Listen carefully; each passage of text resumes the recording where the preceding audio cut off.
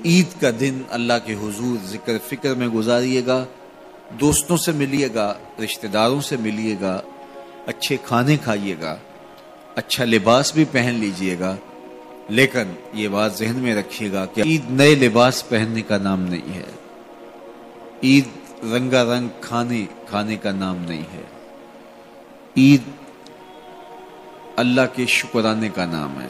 یہ بات ذہن میں رکھیے گا کہ اپنے رب سے کبھی بھی غافل نہیں ہونا۔ جب عید کے دن سب سے ملتے ہو تو رب سے کیوں نہیں ملتے ہو؟ عید کے دن تو ان سے بھی ملتے ہو جو تم سے ناراض تھے، عید کے دن ان سے بھی تم جفیاں لگاتے ہو جن سے تم بہت دور ہو چکے تھے۔ تم کہتے تھے کہ رسم زمانہ بھی ہے، دستور بھی ہے، آج عید کا دن ہے، آج تو گلے ملنا چاہیے۔ تو یار دشمنوں کو بھی بھر بھر کے گلے سے ملتے ہو تو عید کے دن رب سے ملنے مسجد میں کیوں نہیں جاتے ہو؟ اس دن کیوں اللہ سے دور ہو گئے ہو؟ تو 5 گانا نماز کا آپ اہتمام کیجئے۔ ایک اضافی نماز تمہارے اوپر عید کے دن واجب کر دی گئی ہے تو اس کو بھی ادا کیجئے۔ اللہ کے حضور سرخروئی اور کامیابی کے لیے دعا مانگتے ہوئے ماہ صیام سے رخصت ہوں۔ روزوں کے اندر ہماری جو کوتاہیاں ہوتی ہیں، روزے کو ان کے پورے آداب کے ساتھ ہم رکھ نہیں پاتے تو اس کا کفارہ صدقہ فطر کے نام سے ہمارے اوپر واجب کیا گیا ہے۔ ہر وہ شخص جو مال نصاب کا مالک ہے اور اس پر سال گزرنا شرط بھی نہیں ہے تو اس پر صدقہ فطر واجب ہوتا ہے، اور صدقہ فطر کے ذریعے سے ہم غریب لوگوں کو عید کی خوشیوں میں شامل کرتے ہیں۔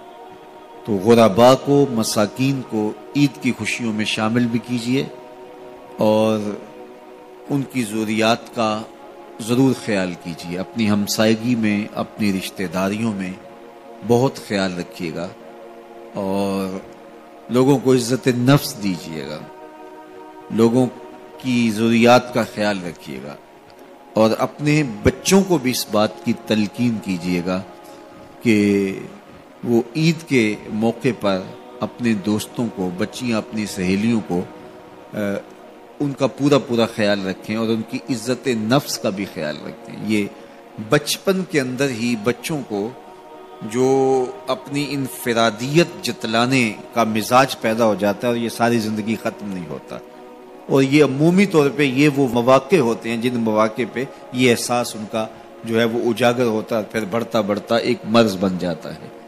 اس لیے بچوں کو بچپن کے اندر ہی دوسروں کا احساس سکھائیے، نہ کہ ان کے اندر احساس تفاخر پیدا ہو۔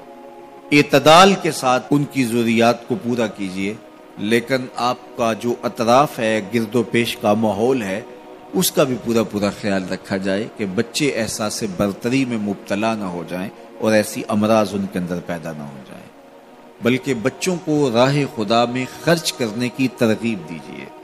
بچوں کو جب آپ سکول جاتے ہوئے خرچی دیتے ہیں یا ایسے مواقع پر تو ان کو ساتھ یہ بھی کہہ دیجیے کہ آپ اپنی ہمجولیوں کا اور اپنے دوستوں کا ضرور خیال رکھنا ہے اور ان کو ان خوشیوں میں ساتھ شامل کرنا ہے۔ ان کو دینے کی عادت پڑے بچپن کے اندر، اور جو بچپن میں دینا شروع کر دیتے ہیں وہ بڑھاپے تک بانٹتے رہتے ہیں، اور جو بانٹتا رہتا ہے اللہ اس کو کمی نہیں آنے دیتا۔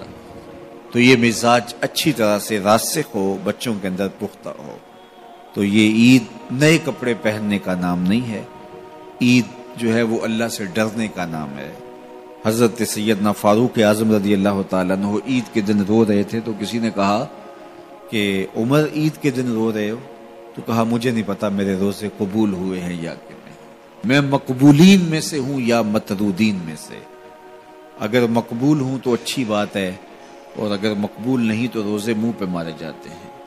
تو اس لیے عید کا موقع ہمارے لیے ایک بہت بڑا امتحان بھی ہے، اور عید کا موقع ایک اعتبار سے بہت بڑی خوشی بھی ہے کہ اللہ تعالیٰ نے ہمیں توفیق نصیب کی کہ ہمیں 29 یا 30 روزے نصیب کیے۔ روزے 30 ہوں یا 29 ہوں، یہ بات ذہن میں رکھیں، اللہ ثواب پورے 30 کا عطا کرتا ہے۔